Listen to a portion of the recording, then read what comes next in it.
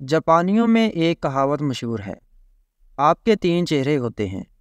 پہلا چہرہ جو آپ دنیا کو دکھاتے ہیں، دوسرا چہرہ جو آپ اپنے خاندان اور دوستوں کو دکھاتے ہیں، تیسرا چہرہ جو آپ کبھی کسی کو نہیں دکھاتے، وہی آپ کا اصل چہرہ ہوتا ہے۔ وقت کی حفاظت کیجیے کیونکہ یہ دولت سے زیادہ خرچ ہوتا ہے۔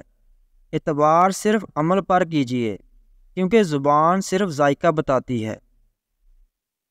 ایسی کتابیں پڑھیں جن پر پابندی ہے، ایسی جگہوں پر جائیں جہاں منع ہے، ایسے لوگوں سے ملیں جنہیں معاشرہ غلط کہتا ہے، بہت کچھ سیکھنے کو ملے گا۔ بدگمانی میں اتنی طاقت ہے کہ یہ انسان کا ذہنی سکون برباد کرنے کے ساتھ ساتھ ایک دوسرے سے جڑے تعلق کو کچھ منٹوں میں ختم کر جاتی ہے۔ ہم اکثر انہی لوگوں کے ہاتھوں اپنی مجبوریوں کا مذاق بنواتے ہیں جن کو ہم کمزور لمحوں میں اپنی ذات کی سچائیاں سونپ دیتے ہیں۔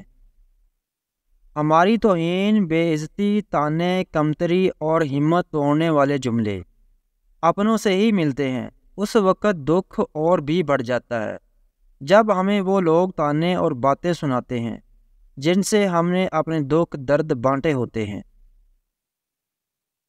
بلا مقصد ہر کسی کے لیے مسکرانا کتنا مشکل ہوتا ہے کہ بعض دفعہ یہ کام آنکھوں میں آنسو بھی لے آتا ہے۔